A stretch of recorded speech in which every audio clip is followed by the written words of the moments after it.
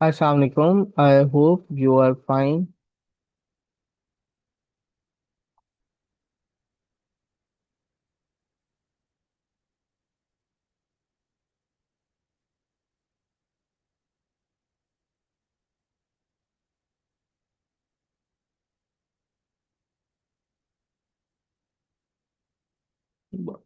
हाँ, बहुत शुक्रिया। सो आई थिंक कि हमारा फर्स्ट टॉपिक को जितना हमने कवर किया है वो आप लोगों को बड़े अच्छे से समझ आया होगा। और I hope I tried my best to teach you well for your preparation for your concepts understanding. तो अभी तक हमने क्या पढ़ा कि अकाउंटिंग क्या है, अकाउंटिंग की क्यों की जाती है, अकाउंटिंग से हम फाइनेंशियल स्टेटमेंट्स या फाइनेंशियल रिपोर्ट तैयार करते हैं। क्यों? क्योंकि वो हमें इंफॉर्मेशन देगी। कौन सी information? Financial information, meaningful information. अब वो जो फाइनेंशियल इंफॉर्मेशन है या मीनिंगफुल इंफॉर्मेशन है वो किससे प्रोवाइड की जाए? फाइनेंशियल एंड मीनिंगफुल इंफॉर्मेशन हम अपने यूजर्स को प्रोवाइड करें। अब यूजर्स कौन है? यूजर्स ऑफ फाइनेंशियल स्टेटमेंट्स बहुत से लोग, आम जनता, public, government, other organisations, investors, stakeholders, suppliers, accounts. अब कल का लेक्चर आई होप आपने देखा होगा, एक बहुत डिटेल्ड में आपको समझाया गया कि हु आर यूजर्स, क्यों इंफॉर्मेशन उनको जरूरी है, और वो उस इंफॉर्मेशन से क्या क्या डिराइव कर सकते हैं। स्टार्ट में हमने पढ़ा था कि फाइनेंशियल स्टेटमेंट कितनी है? 5 financial statement: statement of profit and loss, statement of financial position, statement of cash flow, statement of changes in equity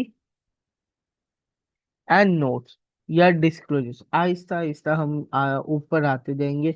notes and disclosures का मतलब आसान अल्फाज में वर्किंग कर, हमने कॉन्सेप्ट क्लियर करने हैं तो हम चीज़ों को समझ रहे हैं और अच्छी तरह मेहनत करेंगे, क्योंकि आज F3 अकाउंटिंग हमारी बेस पक्की करता है। तो कल जब हम F7 फाइनेंशियल रिपोर्टिंग, SBR यानी स्ट्रेटजी बिजनेस रिपोर्टिंग एग्जाम देंगे, तो ये हमारी बेस अच्छी तरह तैयार करें, हमें चीज़ों की समझ होगी। तो आज लिहाजा हम थोड़ा सा चीज़ों को स्किप करके आगे आ रहे हैं। तो अकाउंटिंग के कुछ कॉन्सेप्ट्स हैं और प्रिंसिपल्स हैं जो कि समझना बहुत ज़रूरी है। सबसे पहले हम देखते हैं तो आपको बताया जा रहा है कि फ्रेमवर्क अप्रोच एक रास्ता है टू अप्रोच फाइनेंशियल स्टेटमेंट। तो वो रास्ता क्या है, चीजें बताती हैं हमें। आइए जरा देखते हैं। अब framework approach, an accounting conceptual framework is a theory that explains the reasoning which underlies the preparation of financial statements। सबसे पहले उसने बात की है कि एक ऐसा फ्रेमवर्क जो कि मुझे अकाउंटिंग के कॉन्सेप्ट्स प्रोवाइड करता है। क्यों करता है? क्योंकि ये फ्रेमवर्क मुझे गाइड करता है, मेरी हेल्प करता है फाइनेंशियल स्टेटमेंट्स को प्रिपेयर करने में। कौन कौन सी फाइनेंशियल स्टेटमेंट्स हैं अभी आपके साथ दोबारा मेंशन कर देते।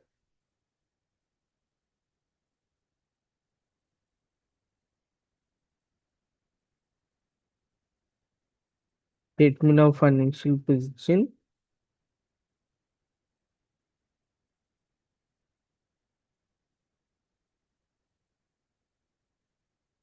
Statement of cash flows,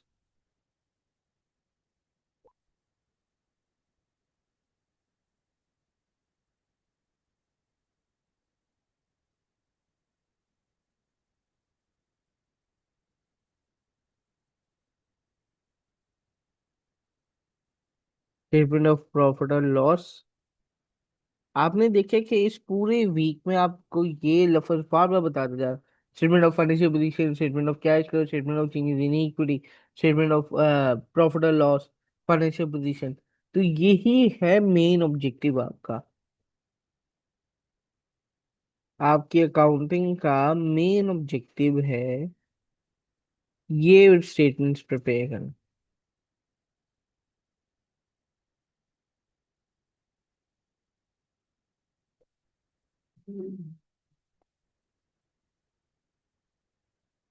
notes वेप्स, ये हैं स्टेटमेंट्स जो आपने प्रिपेयर करनी है, और इसी के बारे में वो एक्सप्लेन करूंगा। अब फ्रेमवर्क हमें कहता है कि कुछ ना कुछ रूल्स है। तो वो रूल्स को क्या कह रहे हैं हम, जनरली एक्सेप्टेबल अकाउंटिंग प्रिंसिपल्स,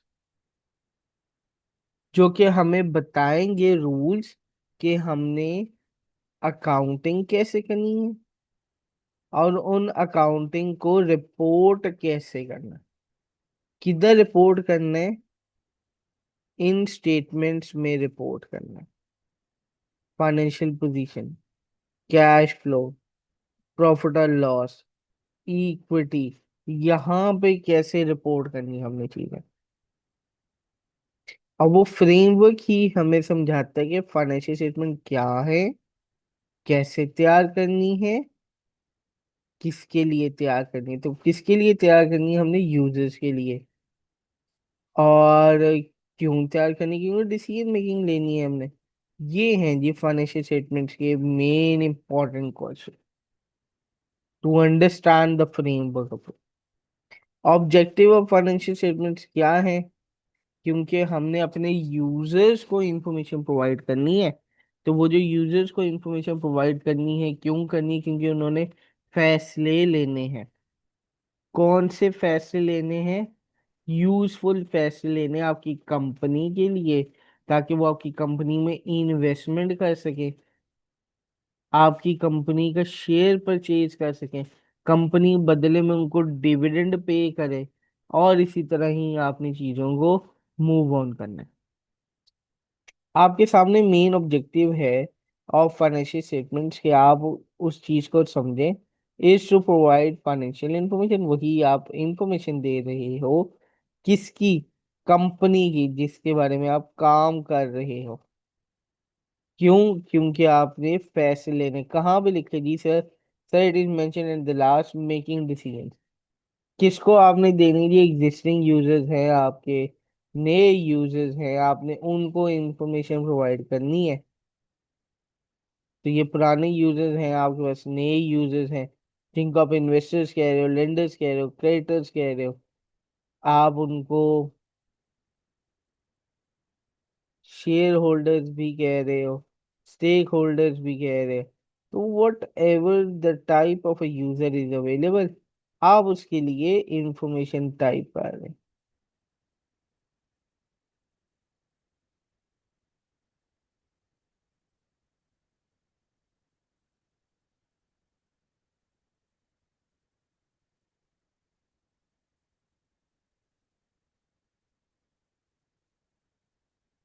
जी, शेयर होल्डर्स हैं, आपके पास गवर्नमेंट ऑर्गेनाइजेशन है।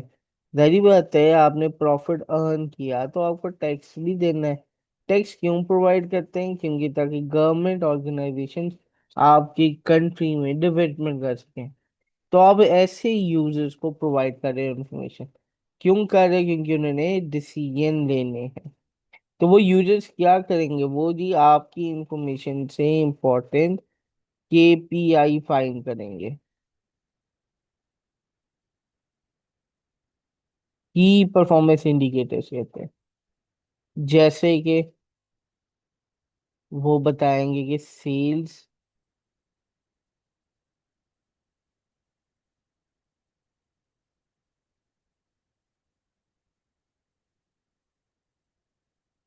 Gross profit.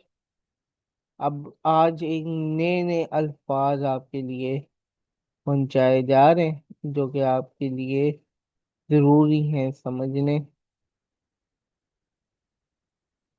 प्रॉफिट मेंशन किए तो आपको आई होप समझ आ गई होगी कि कोई ना कोई इनकम है आपकी। चले, ग्रॉस प्रॉफिट। अब देखेंगे केपीआई में बहुत सी चीजें आती हैं।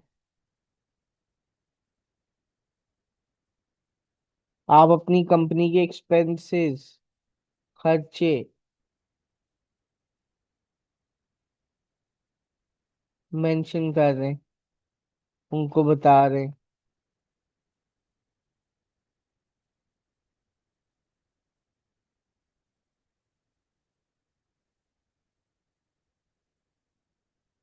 जी, शेयर होल्डर्स की इंफॉर्मेशन दे रहे हैं, तो वो कौन सी चीज है आपकी? Equity.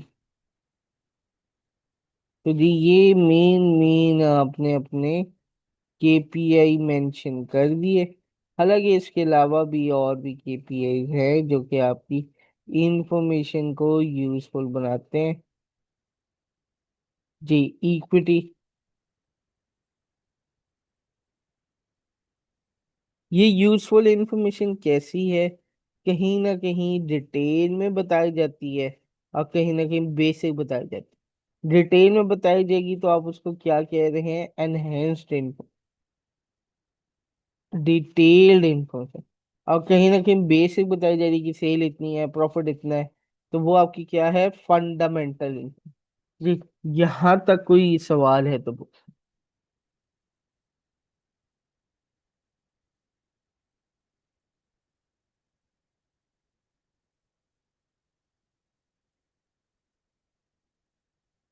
Ji, if you have any question you can ask मी।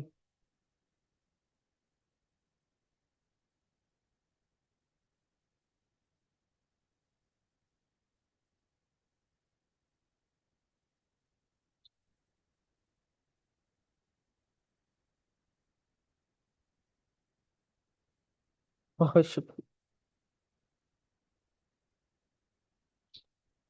अब किस तरह की इंफॉर्मेशन है, वो क्या क्या इंफॉर्मेशन रिक्वायर्ड होती है, वो भी हम देखते हैं, क्योंकि कुछ ना कुछ करेक्टरिस्टिक्स है, खसूसियात हैं आप में इंफॉर्मेशन जो प्रोवाइड करनी है। तो उस इंफॉर्मेशन की क्या क्या खसूसियात हो सकती हैं, वो भी हम देखेंगे, समझेंगे।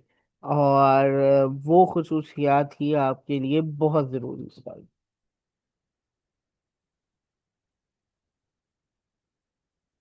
सबसे पहले खसूसियत क्या होनी चाहिए उस इंफॉर्मेशन की? कि वो रेलेवेंट हो, जिस साल आप काम कर रहे हैं उस साल की ही इंफॉर्मेशन आप यूजर्स को प्रोवाइड करें।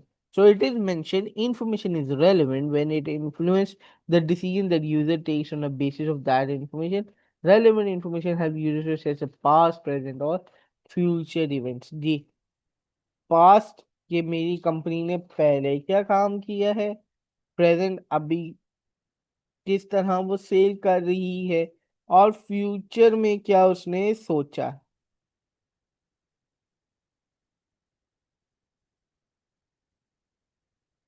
पास्ट प्रेजेंट इवेंट्स की बात की जाए, ट्रांजैक्शन एक नया लफ्ज है, event and transaction side by side आपके साथ गाइड करता जाऊंगा। और आपके एक एंड पे एक अकाउंटिंग स्टैंडर्ड भी अवेलेबल है जो कि इवेंट्स के बारे में बताता है। ये अभी आपके साथ ही उसका नाम शेयर कर रहा हूँ, IAS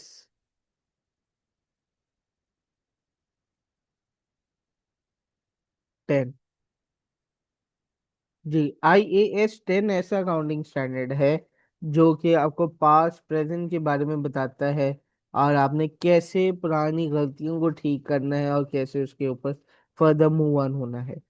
फ्यूचर के बारे में भी हल्का फुल्का बता। अब फ्यूचर अनसर्टेन, हकीकी नहीं है, आप बस अंदाजा लगा सकते। अब उस अंदाजे को कैसे देखना है, वो एक स्किल है फाइनेंशियल मॉडलिंग। और इंशाल्लाह आपका इंस्टीट्यूट बहुत जल्द वो भी क्लासेस शुरू करने वाला है अबाउट फाइनेंशियल मॉडलिंग। और इसी तरह ही हम फर्दर मूव ऑन होंगे। आपको पता चल गया कि जिस तरह का डाटा रिक्वायर किया जाए वो प्रोवाइड करना है, वो इंफॉर्मेशन रेलेवेंट होनी। आपसे 2021 की इंफॉर्मेशन मांगी तो आप 2021 की इंफॉर्मेशन प्रोवाइड करें। 2022 के बारे में पूछा गया तो 2022 सेल्स, जैसे मैंने की परफॉर्मेंस इंडिकेटर्स बताए, तो मैं आपको कहता हूँ मुझे 2022 की इंफॉर्मेशन चाहिए, तो फॉरेन से अकाउंटेंट या फाइनेंशियल एनालिस्ट जो है, जो भी मैनेजर होगा, मैं एज एन यूजर उसे क्वेश्चन करना, तो वो क्या करे? लैपटॉप ओपन के, सर ये 2022 की सेल्स आ, मैं उसे कह रहा हूँ मुझे एनहेंस सेल चाहिए, वो कह रहे नो इशू सर, ये वर्किंग स्टोर की है जिसको मैंने क्या नाम दिया है, नोट्स टू एफएक्स। उसने नोट्स डिस्क्लोजर ओपन कर दिया और उसने कहा सर ये ले लीजिए आपकी सेल्स की पूरी वर्किंग। मैं कह रहा हूँ नहीं, मुझे कॉस्ट की वर्किंग चाहिए। फिर नोट्स ओपन किए, देखता गया cost of good sold statement आ गई, उसने कहा ये ले सर। उसने मुझे बताया, मैंने कहा कौन सा अकाउंटिंग स्टैंड यूज हो रहा है कॉस्ट की मेजरिंग के लिए। उसने कहा सर डिफरेंट चीजें हो रही हैं, फिलहाल हम इन्वेंट्री को मेजर कर रहे हैं। IAS 2 यानी इंटरनेशनल अकाउंटिंग स्टैंडर्ड 2 है, जो हमें चीजों के बारे में बता रहा है। ये सारी इंफॉर्मेशन कहाँ प्रोवाइड की जाती है, नोट्स में, यानी फाइनेंशियल स्टेटमेंट्स का एक हिस्सा है आखिरी, नोट्स कहते हैं, वर्किंग्स कहते हैं। वहां पे बेसिक भी बताया जाता है कि क्या क्या कानून मैंने अप्लाई किए, तो वो कौन से कानून होते हैं, कौन से लॉज होते हैं, जनरली एक्सेप्टेबल अकाउंटिंग प्रिंसिपल जो कि पूरी दुनिया में यूज हो रहे होते हैं। एक रिसर्च, एक गाइड प्रोवाइड कर दी गई है, उसको कहते हैं फ्रेमवर्क गाइड। उसमें लॉज एंड रेगुलेशन लिखे हैं जो कि हमारी अकाउंटिंग को परफॉर्म करने में हेल्प कर रहे हैं और हमारी रिपोर्टिंग स्टैंडर्ड को परफॉर्म करने में हेल्प कर रहे हैं। वहां से हमें इंफॉर्मेशन पता चलती है कि ये इंफॉर्मेशन हमारी क्या होनी चाहिए, रेलेवेंट होनी चाहिए।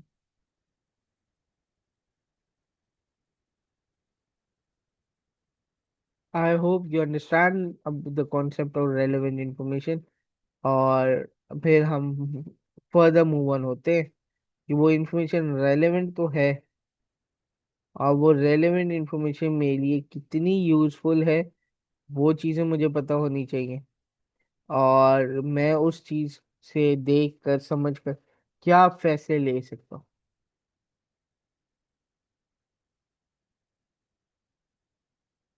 आई होप पॉइंट्स आपको क्लियर होंगे और समझ आ रहे होंगे। Let's just move forward.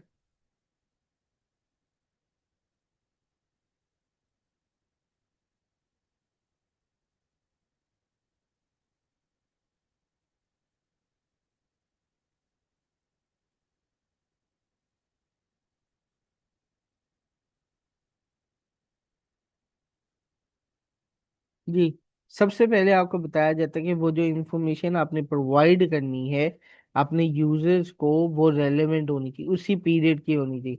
और वो ऐसी इंफॉर्मेशन होनी चाहिए जो कि फेथफुल हो। तो अगला कॉन्सेप्ट आपके लिए सामने है कि faithful representation. This means that information is generally complete, neutral, free from error.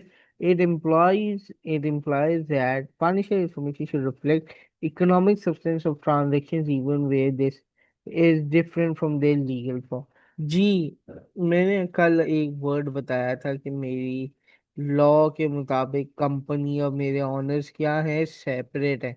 और वो फरमाते हैं अकाउंटिंग लॉज में कि जो इंफॉर्मेशन मैंने प्रोवाइड करनी है वो रेलेवेंट होनी चाहिए उसी टाइम के मुताबिक, और वो हकीकी इंफॉर्मेशन होनी चाहिए, यानी उसमें गलतियां ना हो, फ्री फ्रॉम एरर होने चाहिए, वो इंफॉर्मेशन कंप्लीट होनी चाहिए। मेरी 5 FS कंप्लीट हो,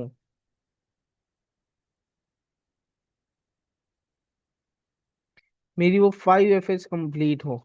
वो 5 FS कंप्लीट होंगी तो मुझे अपनी ऑर्गेनाइजेशन, अपनी कंपनी की इकोनॉमिक पोजीशन पता चले। इकोनॉमिक सब्सटेंस, इकोनॉमिक पोजीशन क्या है? इकोनॉमिक सब्सटेंस का मतलब है मनी वाली पोजीशन, पैसों वाली, कि क्या मेरी कंपनी के पास अवेलेबल मनी है कि हम ये काम कर सके। तो मेरी इंफॉर्मेशन कंप्लीट होनी चाहिए।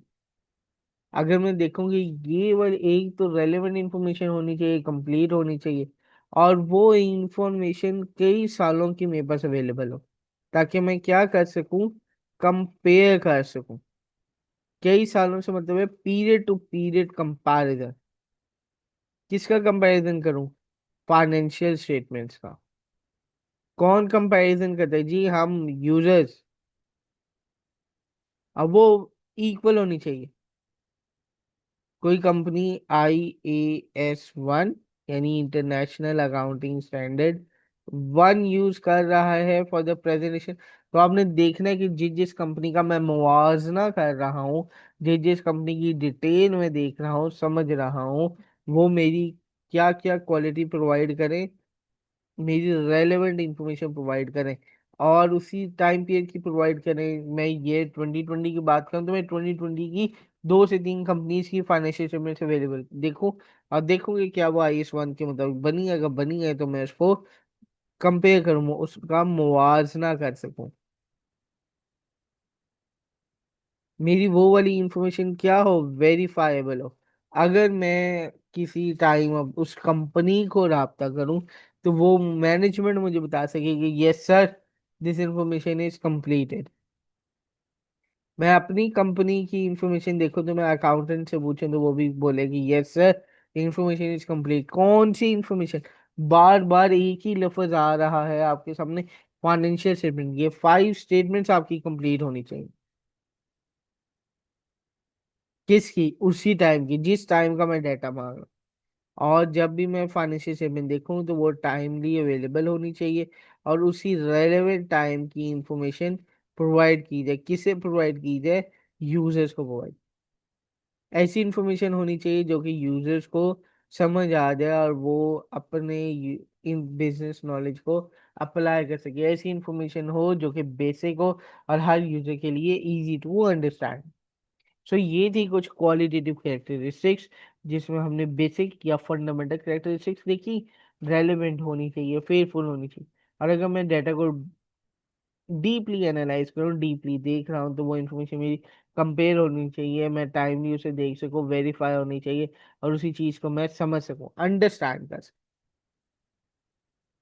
सो ये थे मेरे अकाउंटिंग कुछ प्रिंसिपल्स, कॉन्सेप्ट्स जो बहुत ज़रूरी हैं मेरे कंपनी में यूजर्स को समझने के लिए, फॉर द अकाउंटिंग प्रिंसिपल्स। तो यहाँ तक कोई क्वेश्चन है तो पूछे। I hope so we are not in a fast speed, और मैं अच्छी तरह ही वर्क आउट कर रहा हूँ और आपको चीज़ें समझा रहा हूँ।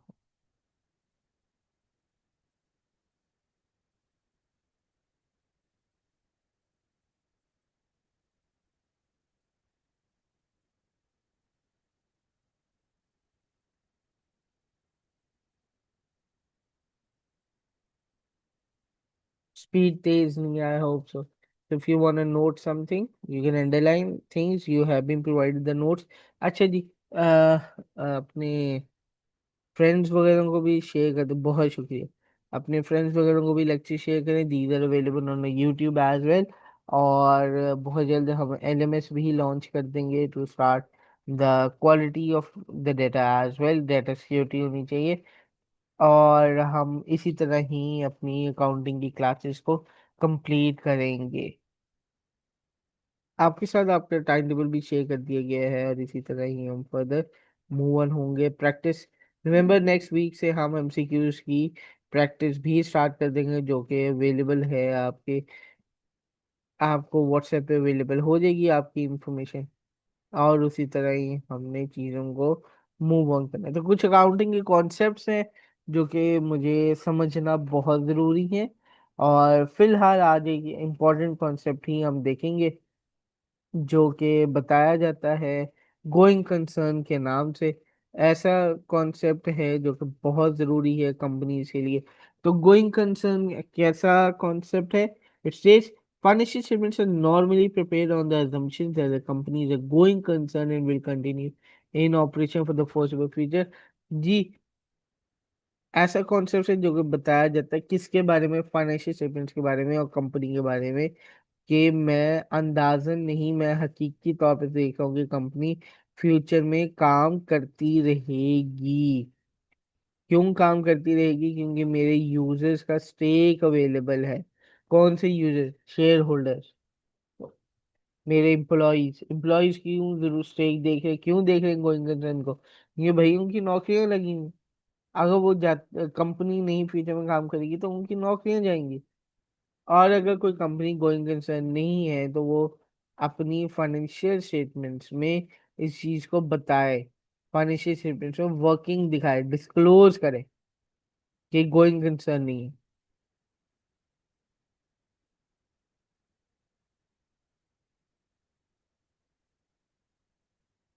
I hope so you understand कि गोइंग कंसर्न ऐसा कॉन्सेप्ट है जो कि बताया जाता है कि मैं अपनी कंपनी की इंफॉर्मेशन फ्यूचर में भी प्रोवाइड करता रहूंगा। मेरी कंपनी कंटिन्यू करती जाएगी, ऑपरेशन काम करती जाएगी फ्यूचर में। और अगर कोई कंपनी गोइंग कंसर्न नहीं है तो उसे अपनी फाइनेंशियल स्टेटमेंट्स में इस चीज को बताना पड़ेगा। तो एक आपको एग्जांपल दिखाते हैं।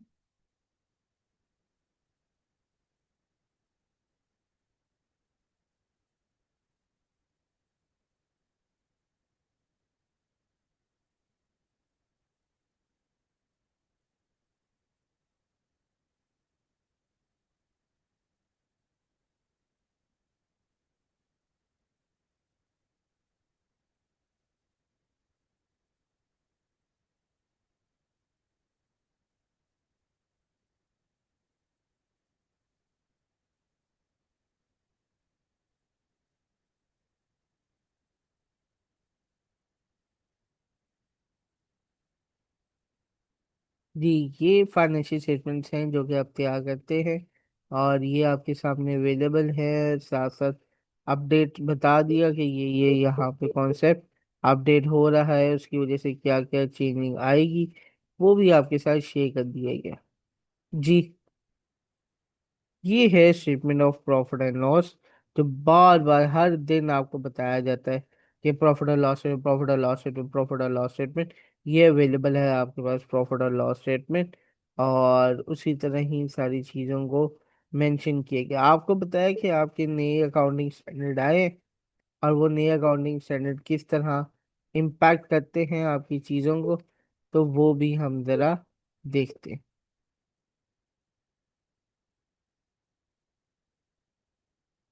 अगर देखा जाए तो फाइनेंशियल स्टेटमेंट्स में एक चीज उसने बताई है आपको कि IAS 21 यानी एक अकाउंटिंग स्टैंडर्ड उसने देखा है, जो कि थोड़ा सा चेंजिंग की है उसने। कब से एप्लीकेबल है? 1 जनवरी 2025, और आपकी फाइनेंशियल स्टेटमेंट में ऐड ऑन कर दिए। उसके अलावा एक और फाइनेंशियल स्टेटमेंट का स्टैंडर्ड है जिसके मुताबिक हम फाइनेंशियल स्टेटमेंट बनाते हैं। IFRS 18 है जो कि नया स्टैंडर्ड है। पुराना उस स्टैंडर्ड को क्या कहा जाता है? IAS 1। ये आपके साथ मेंशन कर दिया गया है कि काफ़ी स्टेटमेंट्स IAS 1 पे रन हो रही हैं, कुछ स्टेटमेंट्स जो हैं वो IFRS 18 पे शिफ्ट हो चुकी हैं। तो ये चीज़ें देखना और समझना बहुत ज़रूरी है। और यही फाइनेंशियल स्टेटमेंट्स है जो कि आप तैयार करेंगे और समझाएंगे अपने यूजर्स को।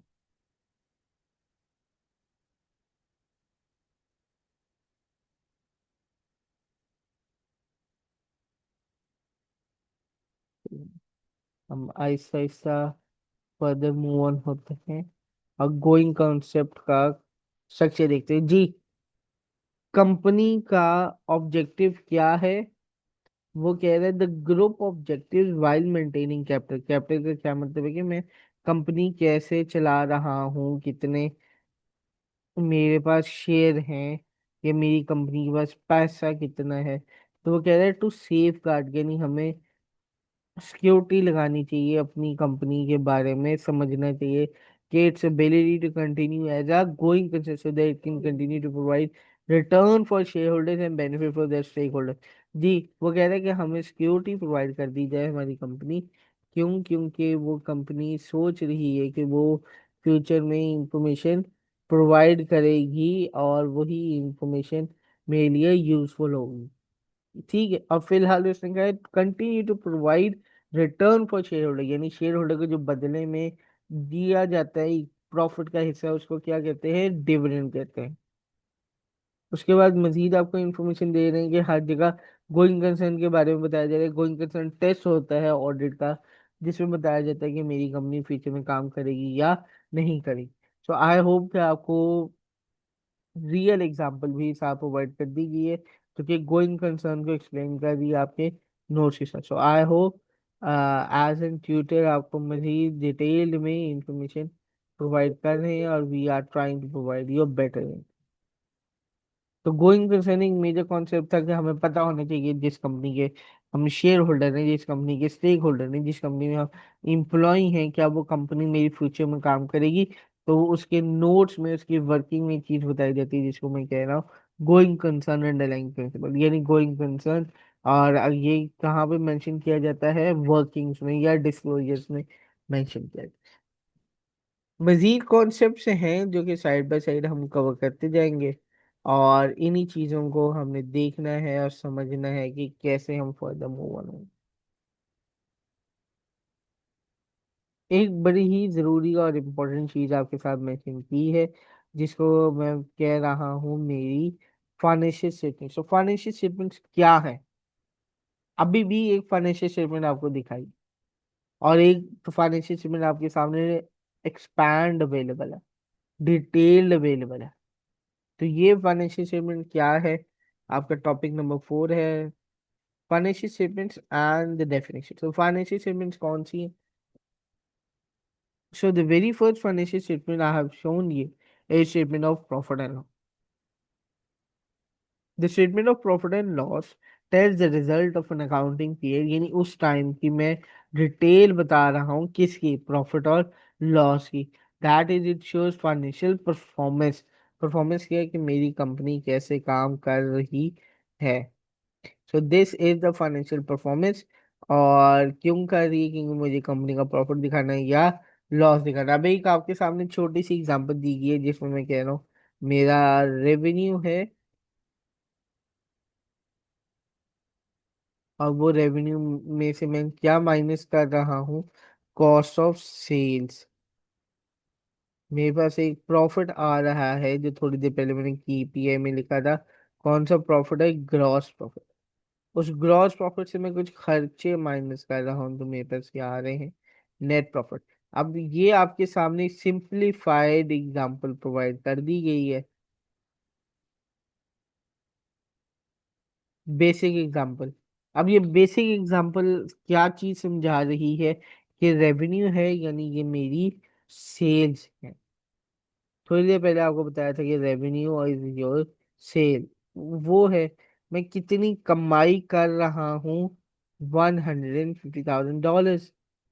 वो कमाने के लिए कुछ खर्चा किया है मैंने, जिसको मैं कॉस्ट ऑफ सेल कह रहा हूँ, तो वो कितनी है मेरी? 40,000। And after that it's become 110,000। Minus किया कॉस्ट ऑफ सेल। ब्रैकेट इसलिए लगाए हैं ताकि हम हर चीज को माइनस कर सके। अब कॉस्ट ऑफ सेल क्या चीज है? It states direct cost incurred in selling goods और सर्विसेज, जैसे इन मूविंग इन इन्वेंट्री। जी, मैं अपनी कॉस्ट को इंकर कर रहा हूँ इस यूज पर। मैं जो कॉस्ट लिख रहा हूँ वो पैसे खर्च कर रहा हूँ उस टाइम पे। अब वो कौन सी कॉस्ट है? इन्वेंट्री। इन्वेंट्री क्या है? मेरी चीज है, रिसोर्स है।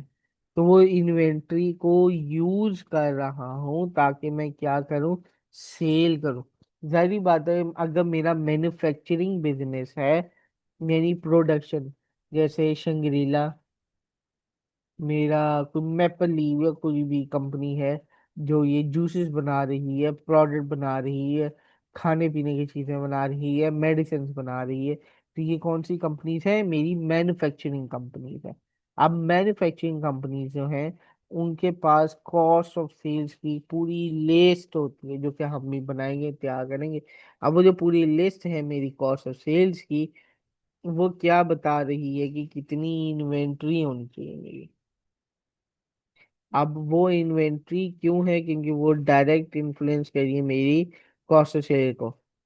अब वो जब मैं रेवेन्यू से कॉस्ट ऑफ सेल माइनस करता तो एक प्रॉफिट कमाता हूँ। उस प्रॉफिट को क्या कहते हैं? Gross profit. ग्रॉस प्रॉफिट के बारे में क्या कहा गया है कि एक्सेस ऑफ रेवेन्यू, रेवेन्यू ज्यादा होना चाहिए किससे? मेरी कॉस्ट है। ये तो ना हो कि 150 में रेवेन्यू कमा रहा हूँ और 190 मेरी कॉस्ट है, तो 40 क्या हो गया? मेरा लॉस हो गया, ग्रॉस लॉस। और आगे पहले ही लॉस है तो खर्चे में माइनस करते करते किधर पहुंच जाऊंगा? लॉस। तो as an analyst, as an accountant, आपको चीजों को समझना पड़ता है। कॉस्ट ऑफ सेल्स के कुछ ना कुछ हिस्से होते हैं जिसको मैं ओपनिंग इन्वेंट्री भी कहता हूँ।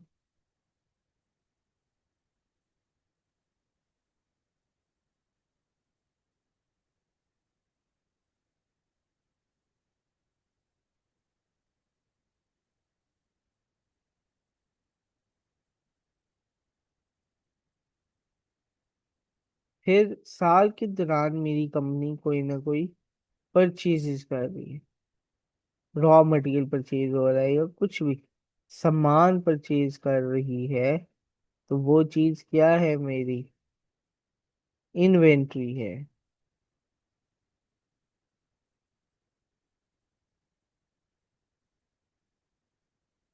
क्लोजिंग स्टॉक, कोई ना कोई सेल करने के बाद मेरे पास स्टॉक रह गया, उसको मैं क्या कह रहा हूँ, क्लोजिंग इन्वेंट्री। और ये जो क्लोजिंग इन्वेंट्री है ये मैं माइनस करूंगा, opening inventory plus purchases minus closing inventory. So I hope you are preparing your notes along with me, और recordings would be benefit। Plus carriage inward, जाहिर बात है मैंने कहीं से अपनी परचेजेस की हैं, इन्वेंट्री परचेज की है, तो मैं उसको कैरी भी कर रहा हूँ, ट्रांसपोर्टेशन कॉस्ट। तो वो जो कैरेज इनवर्ड है वो मुझे क्या बता रहा है, मेरी inventory from supplier to my where.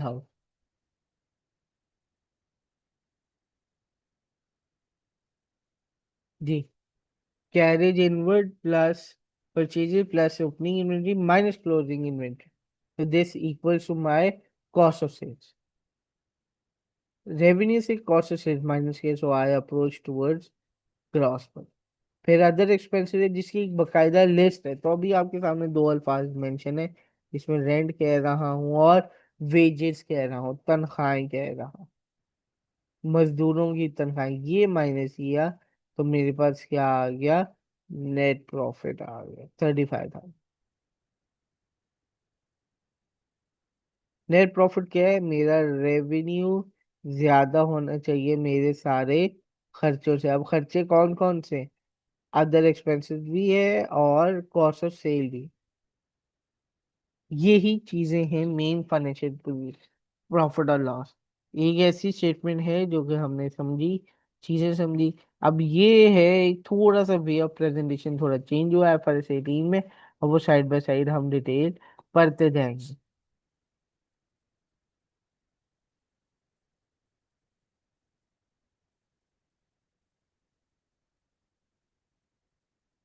If you have any question you can ask.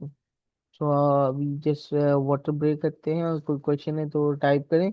और आई होप कि आपको आज की क्लास समझ आ रही होगी, कैसे फर्दर मूव ऑन हो रहे हैं हम, और हमारी चीज़ें हमारी डिटेल ज़्यादा प्रोवाइड की।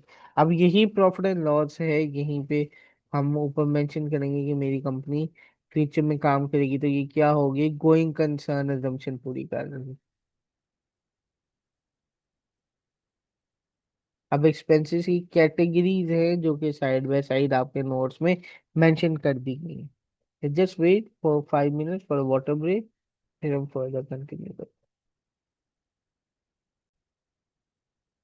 तो दिस वाज एन एग्जांपल, या ये हमारी प्रॉफिट एंड लॉस की। अब ये तो है फ्रंट पेज, जो कि अभी आपको बताया है और समझाया है। फिर क्या था कि आपने दो तरह की कैरेक्टरिस्टिक्स देखी हैं, यानी एक वो फंडामेंटल और एक अनहेंस्ड। तो ये क्या एग्जांपल आपके सामने होगी, फंडामेंट, यानी हम रेवेन्यू देख रहे हैं, कॉस्ट से सिंपल सिंपल सी चीजें आपके सामने अवेलेबल है, रेवेन्यू भी सिंपल सिंपल सा आपके सामने अवेलेबल है। और अगर मैं एनहेंस्ड की बात करूं यानी डिटेल्ड, तो वो हम देखते हैं। अब ये क्या है हमारे सामने, वही एग्जाम्पल है जो कि थोड़ी देर पहले आपको दिखाई थी, और ये एग्जाम्पल मजीद हम डिटेल में देखते हैं।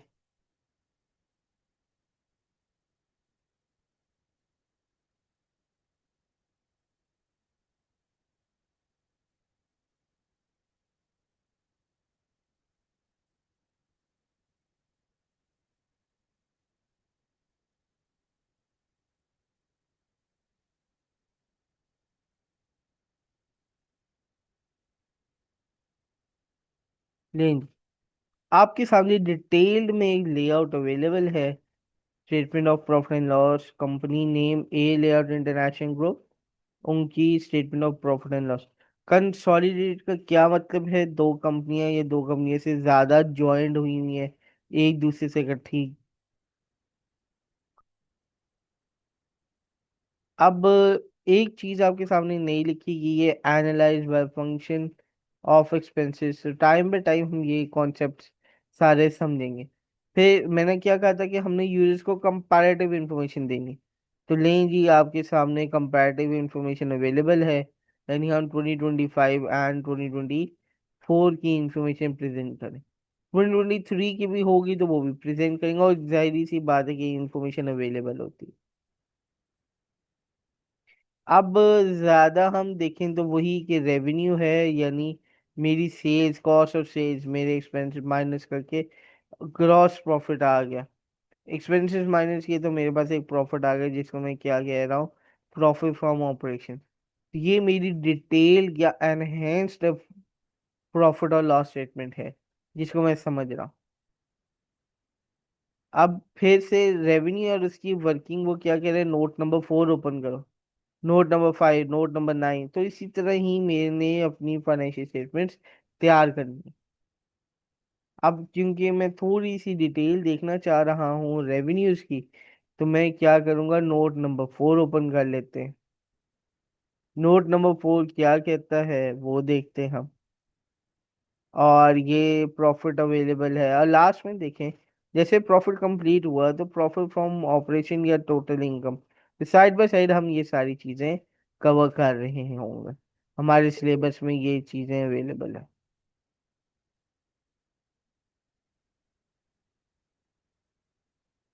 स्टेटमेंट ऑफ फाइनेंशियल पोजीशन है, अभी हमने फाइनेंशियल पोजीशन नहीं पढ़ी, नहीं समझी, और उसी तरह ही ये चीजें कंटिन्यू हो कर रहे हैं।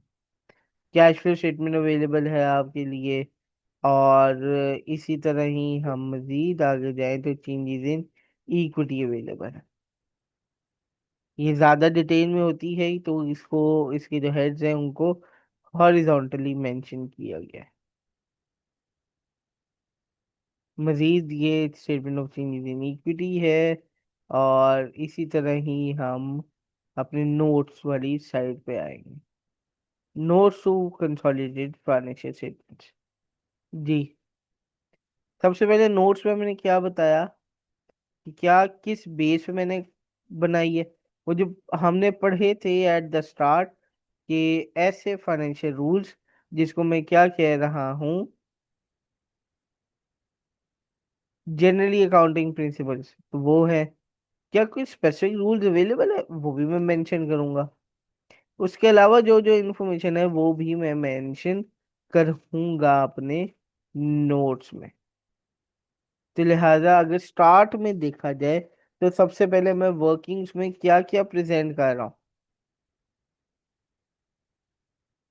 कि मेरी स्टेटमेंट जो है वो उसी कंपनी की करेंसी में मेंशन। अब ये करेंसी सीयू है, यानी एग्जांपल है ना। तो और उसी कंपनी की मैंने आपके साथ स्टेटमेंट शेयर की, वो स्टेटमेंट आज है। फिर उसके बाद मैंने आपको बताया कि ये चीज़, ये चीज़ ऐसे मेंशन हो रही है, ऐसे हम देख रहे हैं अपनी चीज़ों को। तो बेसिस, किस बेस पे मैंने तैयार की, कौन से नए स्टैंडर्ड आए, जैसे कि हमने स्टार्टिंग में पढ़ा था, देखा था, तो वही चीज़ें आपके साथ शेयर कर दी गई हैं। मजीद देखें तो हम नोट नंबर 4 ओपन करेंगे, तो हमारी रेवेन्यू की वर्किंग शो होगी। जस्ट वेट फॉर द अजान।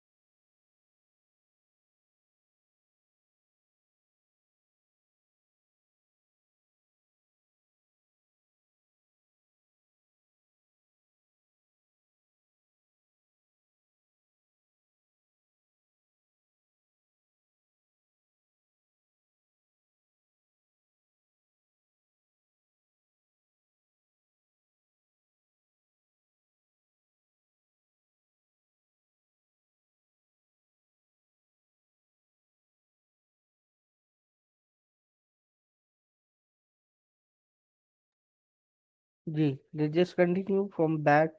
और हम नोट नंबर 4 की साइड पे जा रहे हैं।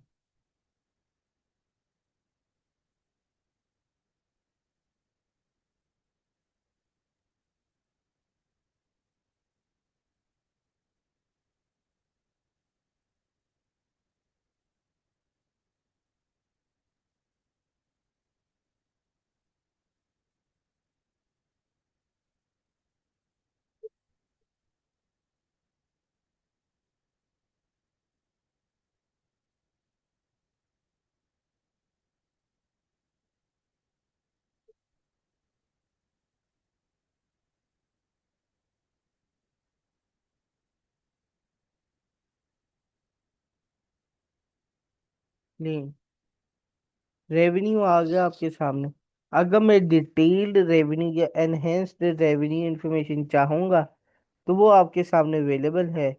कि वो आपको बताया गया, the group has this segregated revenue. वो जो आपके सामने टोटल रेवेन्यू शो हो रहा है, उसको डिटेल में किस तरह प्रेजेंट किया गया है, ये टेबल बता रहा है आपको। यानी आपकी कंपनी टॉय सेल कर रही है, बोर्ड गेम सेल करी, कैरम बोर्ड और लूडो एक्सेट्रा। कोई आउटडोर गेम्स है वो भी सेल्स कर दी, और इसके अलावा भी कोई ना कोई सेल कर रही है।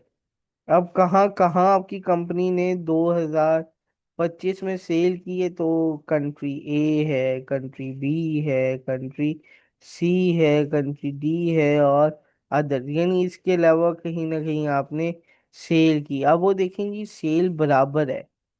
यानी आपने कंट्री ए में कितनी सेल की है, और वैसे गुड्स सेल किए हैं, तो वो टोटल 115,000 के हैं। 000 कॉमन दिया है, कहीं ना कहीं वारंटी प्रोवाइड की आपने सर्विस की। और उसी तरह ही आपका रेवेन्यू टोटल रिकनसाइल हो रहा है, इक्वल हो रहा है। ये है कि आपने रेवेन्यू कैसे रिकॉर्ड किया, चीजें समझी। सेल्स को डिटेल में, जो आपको बात बोली गई थी एनहेंस रेवेन्यू की, तो रेवेन्यू हमने देखा कि कैसे डिटेल में देखा गया, समझा गया।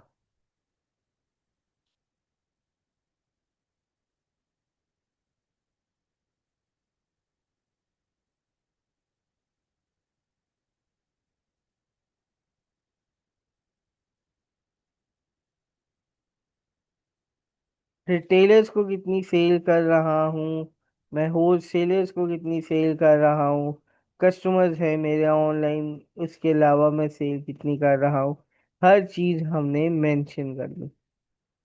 अब कहीं ये 2024 की सेल है, 2000 कंपैरेटिव इंफॉर्मेशन प्रोवाइड करनी थी ना मैंने, तो मैंने इसी तरह ही 2025 और 2024 की सेल आपके सामने रख दी। अब रेवेन्यू भी किसी न किसी अकाउंटिंग लॉज और अकाउंटिंग प्रिंसिपल्स के मुताबिक रिकॉर्ड करते होंगे। यस। तो वो कौन से लॉज एंड प्रिंसिपल्स हैं वो भी आपको बताए हैं आपके सामने, जो कि मेंशन किया गया है।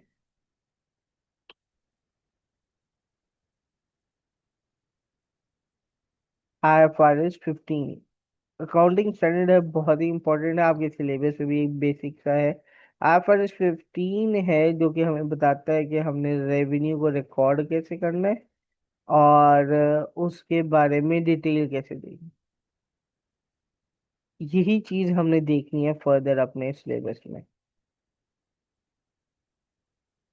आई hope you got the point कि statement of profit and loss क्या है, कैसे बनती है, और डिटेल कैसे दिखाई जाती है। तो ये तो थी रेवेन्यू की डिटेल। इसके अलावा भी मजीद डिटेल्स अवेलेबल है, वो भी हम साइड बाय साइड देखते जाएंगे। जो जो पोर्शन हम कवर करते जाएंगे, वो डिटेल हम वहां पे देखते जाएंगे। This was statement of profit and loss.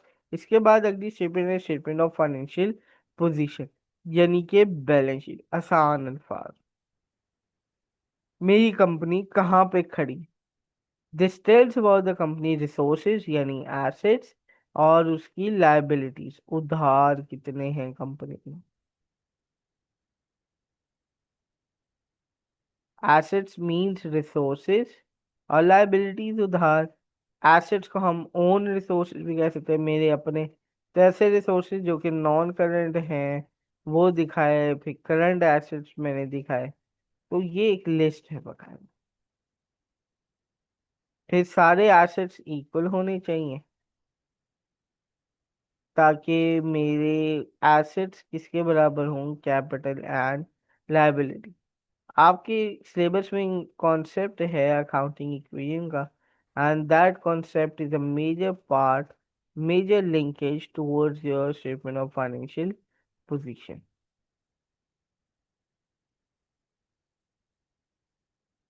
Capital है, लायबिलिटीज है, आपका जो प्रॉफिट है वो भी कौन सा है, कैपिटल का पार्ट है। तो profit is also a part of capital. जो जो मेरे एक्सपेंसेस हैं उसमें से जो प्रॉफिट बचा, statement of profit and loss, वो कहाँ जाके मैंने लिखना है, लिंक कर देना है कैपिटल में। मेरी कोई लाइबिलिटीज है तो वो नॉन करंट है, नॉन करंट की भी डेफिनेशन हम साइड बाय साइड देखेंगे। अब मजीद हम इसी तरह ही अपने कोर्स को फर्दर मूव ऑन करें। If you have any question you can ask me. And ये है कि आपकी capital and liabilities must be equal to your assets.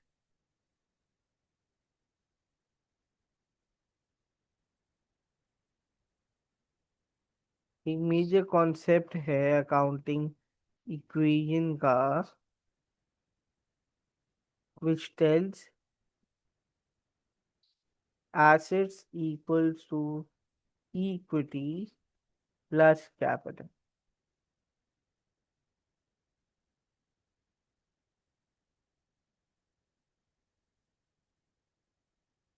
Equity plus liability. Equity includes capital, profits, dividend means share of profit,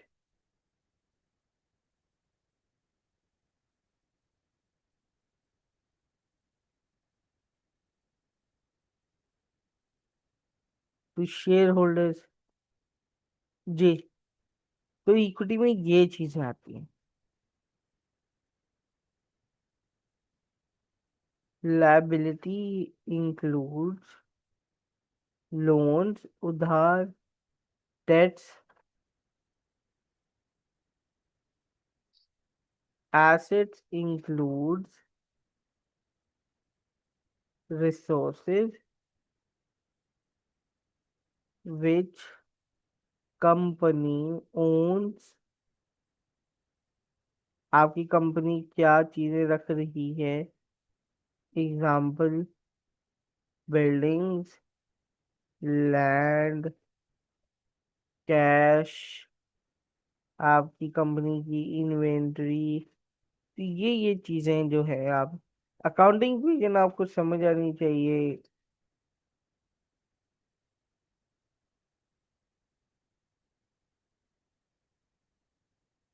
accounting vision जो है वो आपको समझ आनी चाहिए कि आपके assets equal to liability. If you have any question till now you can ask me, and let's just move forward. I hope so कि आज आपको काफी नए नए कॉन्सेप्ट समझ आ रहे होंगे। आपको प्रैक्टिकल एग्जांपल भी दिखाई है, रेवेन्यू रिकॉर्डिंग, और इसी तरह ही हम चीज़ों को फर्दर मूव ऑन करेंगे। So if you have any question till now you can ask मी।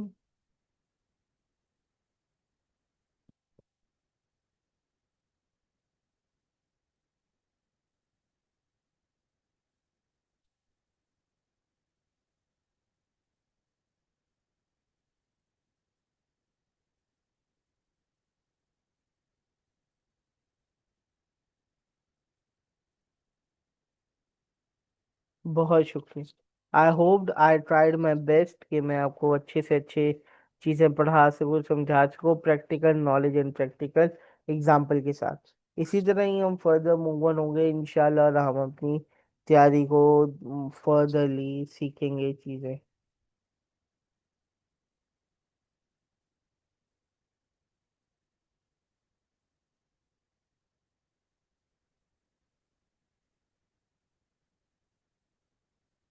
आगे आपके लिए बताया गया कि एसेट्स क्या हैं, कैपिटल क्या है, लाइबिलिटीज क्या है, अकाउंटिंग इक्वेशन आपके साथ शेयर की गई है।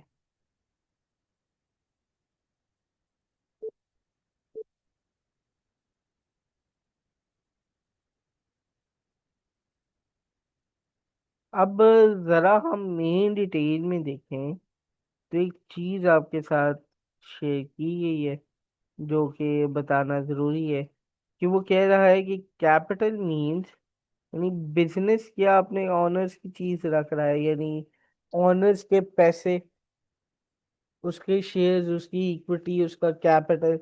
और कैपिटल को अब क्या कहते हैं हम? इक्विटी।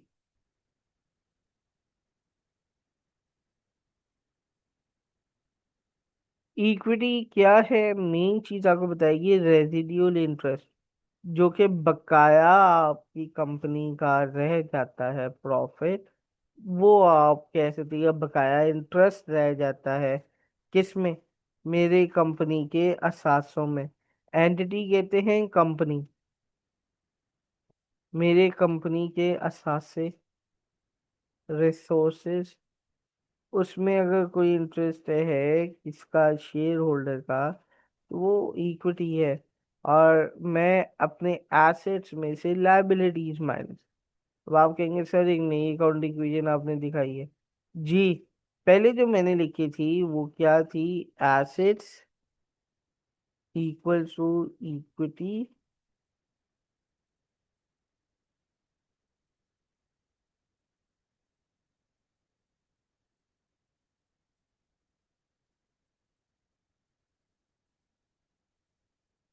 लाइबिलिटी।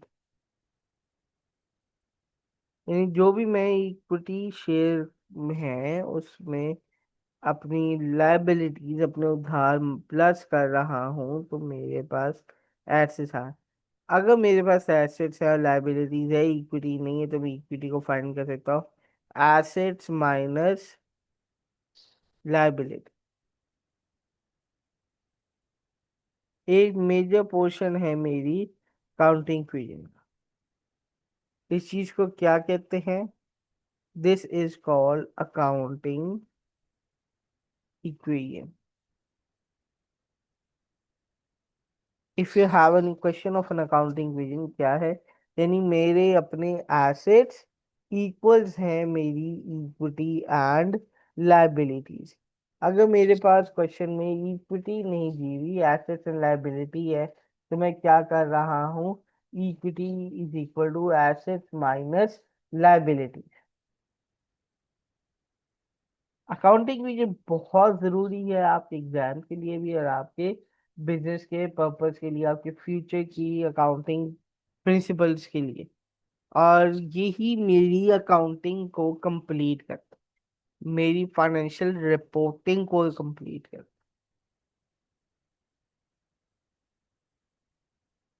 अभी थोड़ी देर पहले हमने क्या देखा था? एक मेजर कॉन्सेप्ट देखा है हमने। Let this go back. Major concept क्या है? Statement of financial position. Statement of financial position क्या चीज बता रही है? मेरे एसेट्स देखें, 100,000। Capital and liabilities total 100। Capital कितना है? 50,000। Non current liability 20,000। Let me change the colour of highlighter. जी, 20,000। और मेरी करंट लाइबिलिटी कितनी है? 30,000। So capital 50 plus 50,000 into my liabilities 20 plus 30 50। तो टोटल मेरा आ गया 100,000। कितना है मेरे एसेट्स के? 100,000 के equal.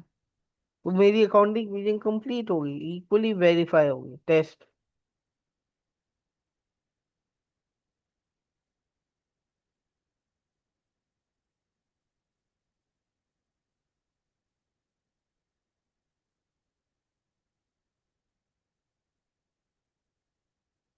What are the components of an asset, sir पहला क्वेश्चन। जी सर, एसेट्स क्या है? लेंगी। एसेट्स अवेलेबल, असासे। एसेट्स की डेफिनेशन बहुत जरूरी है समझना, याद करना भी जरूरी है। अ प्रेजेंट इकोनॉमिक रिसोर्स, ऐसी चीज जो कि अवेलेबल है मेरे पास। प्रेजेंट का क्या मतलब है? अवेलेबल है मेरे पास।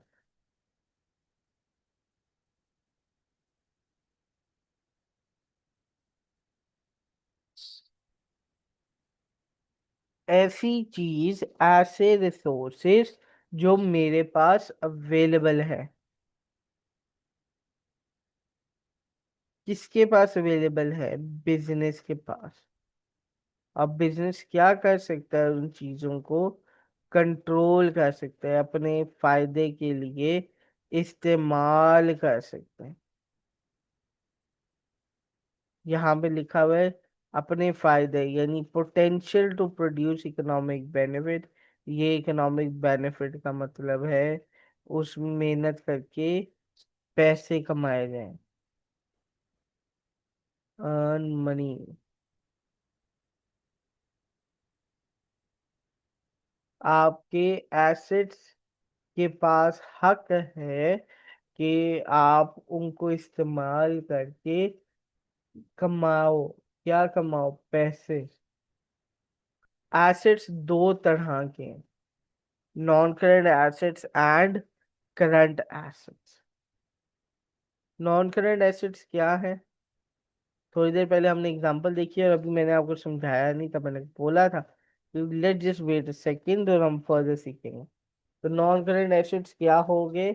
ऐसे एसेट्स जो कि मैं एक साल से ज्यादा यूज कर। Assets are use over a period of more than 1 year. एक साल से ज्यादा मैं इस्तेमाल करूँ तो वो मेरी क्या चीज है? एसेट्स है। करंट एसेट्स मेरे ऐसे एसेट्स जो कि मैं कंटिन्यूअसली पूरा साल यूज करूँ। जी, assets that are continuously flow through the business and are generally used within 1 year। जी, एक साल के अंदर अंदर मैं जो रिसोर्सेज यूज कर रहा हूँ वो क्या है? मेरे एसेट्स है, मेरे असासे। और एक साल के ज्यादा जो मैं असासे यूज करूंगा वो मेरे क्या होंगे? Non current assets. Current assets की क्या एग्जांपल है?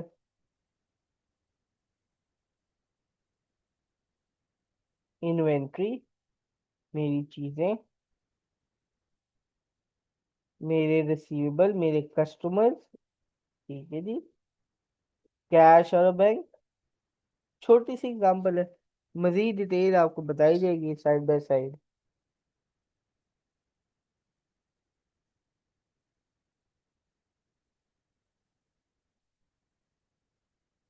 टेंजिबल एसेट, ऐसे एसेट्स जिसको मैं टच कर सकता हूँ, ये क्या हो गए? मेरे नॉन करेंट एसेट, जिनको मैं देख सकता हूँ, टच कर सकता हूँ। तो मेरी लैंड बिल्डिंग्स हैं, कंप्यूटर्स हैं, फर्नीचर्स हैं, मोटर व्हीकल्स हैं, तो ये सारे क्या हो गए? Tangible asset, physical available for my business. Intangible assets, ऐसे एसेट्स जो कि फिजिकल अवेलेबल नहीं है। तो नॉन करेंट एसेट दो तरह के हैं, फिजिकल अवेलेबल तो वो टैंजिबल है, नॉन फिजिकल अवेलेबल तो इनटैंजिबल। जैसे कि goodwill and licence, patent act. तो मजीद डिटेल हम देखेंगे। So these are the assets. I hope कि आपको एसेट समझ आ गए होंगे। जरा मुझे चैट बॉक्स में बता देंगे if you have any question.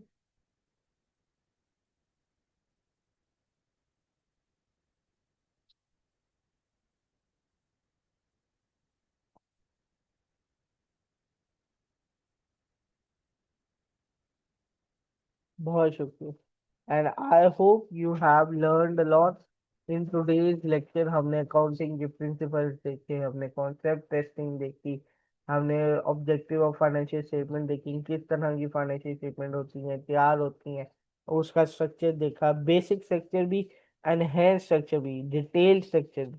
उसके बाद मजीद हमने वर्किंग देखी कि नोट्स अवेलेबल होते हैं, नोट्स में नोट नंबर 4 रेवेन्यू स्केड्यूल देखा, रेवेन्यू की वर्किंग देखी, वो रेवेन्यू किस तरह मेरी डिटेल देखी जाती है, मैंने उसको देखा, समझा। उसके बाद में वापस आया statement of profit and loss में, देखा कि ग्रॉस प्रॉफिट एक सब टोटल है, वहां पे भी ग्रॉस प्रॉफिट एग्जांपल में अवेलेबल था। उसके साथ ही मैंने प्रॉफिट फ्रॉम ऑपरेशन देखा, नेट प्रॉफिट देखा। ये थी statement of profit and loss. Statement of financial position में मैंने क्या देखा, मेरे एसेट्स हैं जो कि रिसोर्सेज है, मेरी चीजें हैं, एसेट्स। फिर assets is equal to my capital and liabilities, पे ये क्या बन गई, मेरी अकाउंटिंग इक्वेशन बन। अब एसेट्स अकाउंटिंग इक्वेशन एक, asset is equal to capital plus liability या equity plus liability. Modern accounting में हम कैपिटल को इक्विटी कहते हैं, सो आई होप कि आप आज के बाद उसे इक्विटी ही बोलेंगे। मजीद हम देखें तो क्या है ये, आपकी एक और इक्वेशन बनती है इसी को देखते हुए, equity is equal to assets minus liability. I hope यहाँ तक आपको चीजें क्लियर होंगी।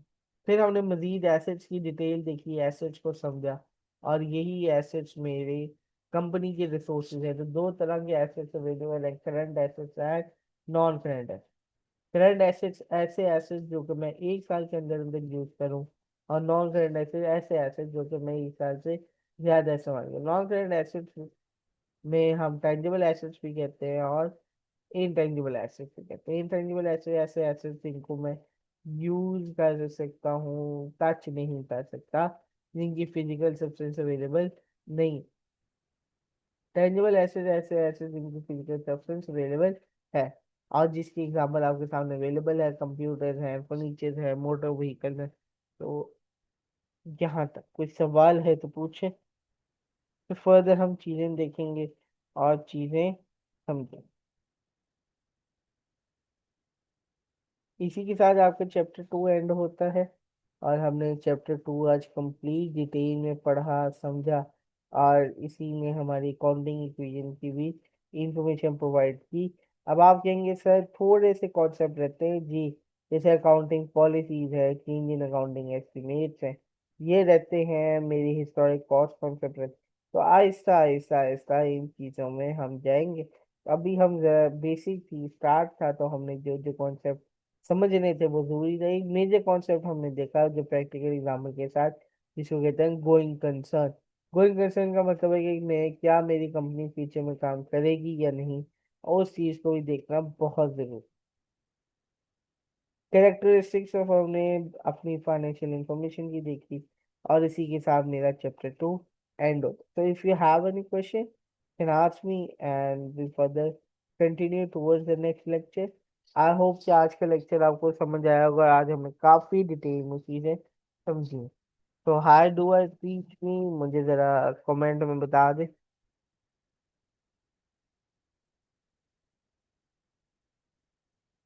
आई ट्राइड माई बेस्ट कि आपको बेहतर से बेहतर इंफॉर्मेशन प्रोवाइड करूं। जी, जरा चैट बॉक्स में मुझे बता सकते हैं कि how I am I teaching. Yes sir, thank you, बहुत शुक्रिया आपका। आई tried my best, it was a great helpful, बहुत शुक्रिया। आप लोगों ने तैयारी करनी है नोट्स की, और नेक्स्ट वीक से इंशाल्लाह हम एमसीक्यूज की प्रैक्टिस स्टार्ट करेंगे, और आपका चैप्टर 1 एंड 2 का क्विज भी होगा। जितना पढ़ाया जाएगा उसका क्विज होगा, और उसी के साथ साथ तैयारी की जाएगी। रिमेंबर दैट आपको एग्जाम पैटर्न बताया गया कि देर आर 35 क्वेश्चन एमसीक्यूज, तो हम उसकी ही तैयारी शुरू करेंगे। बहुत शुक्रिया फॉर टुडे लेक्चर।